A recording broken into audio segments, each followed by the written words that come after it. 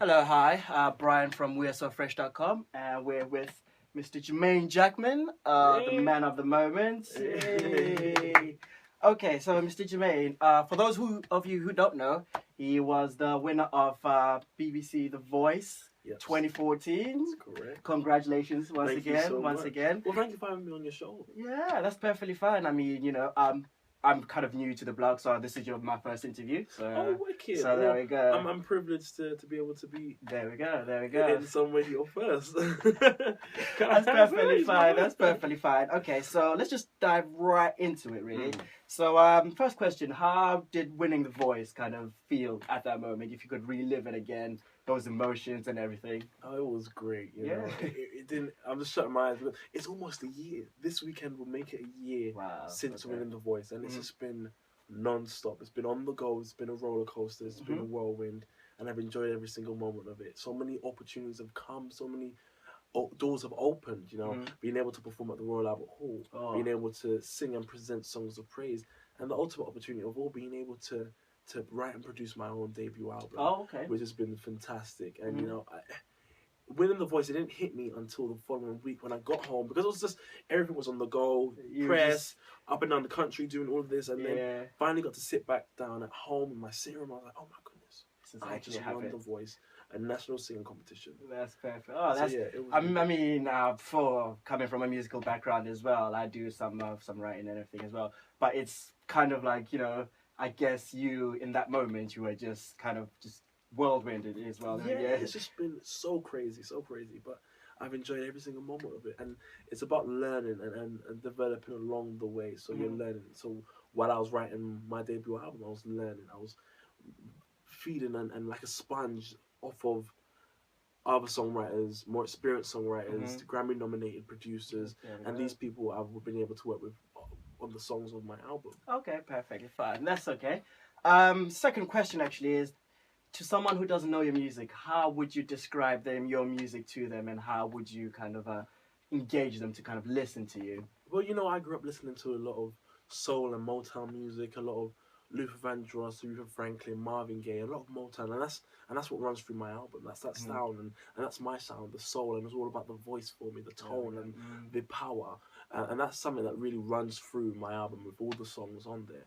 Okay, because I did have I got to listen to the single, and if I'm honest with you, it's not my kind of music, but I actually was getting into it. I was like, wow, this is some good stuff. Exactly. Man. You know, the single has the ability to really connect with all ages, all walks of life, all people with different tastes into music, and I'm just glad that I had the opportunity to work with amazing people in order to produce and write that type of song. Okay, that's perfect. Okay, so how does it feel having your record being played on radio and everything, and people singing along at your shows and everything? It's so surreal, you know. Hearing it on the radio. I was in a cab the other day, and my single started to play, and I could see the driver start to tap the steering wheel and bob his head, and I was like, wow, this is so unreal. And, you know, people just connect with the songs, and seeing people buying it in HMV and Tesco's and things like that. It's just absolutely phenomenal. And I'm just so glad to be in this position. And it's really exciting, very exciting. Perfect. So, born and bred London, yeah? Born and bred, Hackney, East London. And I've lived in Hackney all my life. Okay. The only reason I asked that is because your music, it's got such a really Motown feel, kind of old school live instrumentation, everything. It's just kind of and I wanted to portray that. I wanted to portray that live aspect, that feeling where it's a song, but you can picture it on a stage. There we go. You can picture it at an awards ceremony. You can picture it in a concert, and that's that feel that I wanted to go for. Just like that Amy Winehouse, that Aloe Black, the Motown type of feel. I wanted to give off that live aspect, organic, live vocals, and rarely any effects on the vocals. And I wanted to give that off, and I'm glad that came across so well. That's perfect. Oh, that's good, because I think personally today music, there's not a lot of kind of what you're doing at the moment in terms of like live instrumentation, giving that voice. It's more kind of like, oh, we just need to party to this or anything, but it's not a party every day, is it? You just kind of have to sit down sometime, listen to some good music. And if I'm honest with you, I listened to the whole album, and I was like, yeah, I would listen to this a couple of times a day, you know, on my day off or anything like that. So thanks again for Thank you so giving us much, and that then as well. that's the great thing about music is it's Mhm. been able to connect and to change people's lives. Yeah. Music's so powerful, Mhm. and it's just so great to be able to have that love for music and to be able to be involved in that as well. Okay, perfect. So, the new single, in terms of production, do you know who the Nick produced it? Southwood produced it. I Mhm. remember meeting Nick Southwood at a songwriting camp Yeah. about a few months before Mhm. that single was recorded.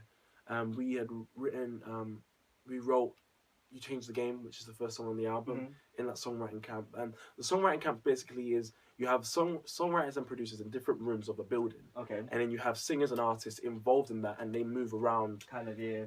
almost like speed dating. Pretty much. So Pretty it was much in there, me, yeah. Melissa Steele, Mhm. Emanike, Mr. Mhm. Prob. So we were all a part of that whole entire mix and all writing songs, and I was all melodied out. But for some reason, I really connected with Nick Southwood and really connected with the song that we were writing, which was "You Changed the Game." And because we hit it off so well, we decided to record again, and that's how the single "How Will I Know" came around. Okay. Okay. Because the single is out now on iTunes, Definitely, it's Spotify, available. everywhere. It's available everywhere. Mhm. In HMV in stores and on Mhm. iTunes. So if you want to find out more, you can follow me on Twitter, Facebook, and There we Instagram go. at Jermain Jackman. Mhm. Or for more information, you can go on my website, jermainjackman.com. Okay, so the penultimate question actually is so the album. Give us a kind of because I've heard it, and I just give us a more kind of overview in terms of how you recorded that, what the process was, and Exactly. everything. Well, normally you work with one producer, one songwriter for a whole entire album. Yeah. I decided to work with a number of songwriters and a number of producers from across the globe in order for me to learn, Okay. in order for me to develop in those skills, in order for me to grow as well as an artist. Because it's very fast paced and you need to be on top, you need to be on your A game Yeah. 100% Yeah. every single day. And it was very important for me to be able to do that. And in order for me to do that, I need to be able to work and rub shoulders with some of the best. Okay. And Andrea Martin, written for Jennifer Hudson, R. Kelly, Alicia Keys, Jack Oh. Splash, Grammy-nominated Michelangelo, worked with Sam Smith, Ali Tennant, Jessie J. They've all been working with great, phenomenal singers and artists, and to be able to work with them on my album was just phenomenal. Okay. And they got to share their expertise with me. I got to hear a lot of gossip as well, which is always good. But yeah, it's just been so amazing. Okay, that's perfect.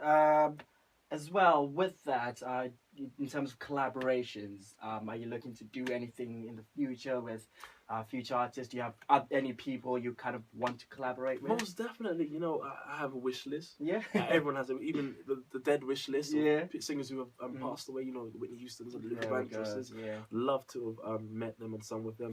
But there's Sam Smith, there's Emily Sandé, there's Leona Lewis. These are all great, phenomenal singers who I really want to work with in the coming months, and probably working on my second album as well. Okay, yeah. So fingers crossed for that, and keep your eyes peeled for who I might have coming onto the second album. There we go. Okay, I was just hoping you were going to drop an exclusive. I can't get no exclusive. That's perfect. But keep your eyes peeled. We'll keep our eyes peeled as well. In terms of your advice to anyone that's on the come up, trying to get themselves in the music industry, trying to carry themselves a certain way, what kind of advice would you give to them? I'll just say, stay focused. Almost like in a sense, have blinkers. Like, when a horse has blinkers on and they're going somewhere and they know where they want to go. They know how to get there. They can see how to get there. They know where they want to go. Don't let anyone else distract you. Don't let what's going on beside you or behind you distract you from where you want to go. You know how to get there. You know what obstacles are in the way. Just focus on that. Stay focused and you will achieve your goal. Thank you very much. I'm sure that's words of encouragement to anyone who wants to kind of, get into the music industry. Definitely. 2 more questions. Sorry. There's in terms of the album promo now after this, are you doing a tour or do you do a couple of shows or anything? We've got some stuff planned for the year. I've been confirmed for Wireless in Finchley Park, North London. I'm definitely going to be there. Yeah, make sure you check it out. Yeah. And I've also got loads of shows and a tour happening later on this year. Okay. So I'm just urging all the supporters and all the listeners out there to go out and buy the album. And if you're liking it, please do come to some of my shows and to Wireless. Mm-hmm. And you can get at me on Twitter, Facebook, and Instagram at Jermain Jackman. As I said I was about to ask, like, where can they get in tickets information and everything like that. Definitely. But anyway, I'm just keeping it all updated, all my tweets and all my Facebook posts, okay, all my Instagram posts as well. You'll be kept updated with what's been going on with me. Okay, all right then. I think that's about it, really. Kind of answered all the questions I had after that, but anyway, it was nice meeting you today. Nice to meet you. Thank you so much for having me.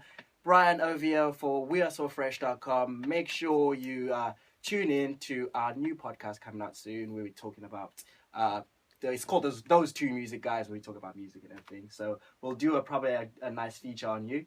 On there in terms of like we're trying to not to go into like different ones as well, but we'll definitely do a feature on you, and keep in touch with us so we can kind of see where you've been maybe in a year, see what you've done from the whole year coming from now as well. Definitely will. Thank you so much. Thank you so much for having me. There we go, Jermain Jackman, everyone. Yay! Okay, and that's all right. Cheers. Thank you so much. Cheers. Thank you. God bless. That was perfect. Thank you. Thank you.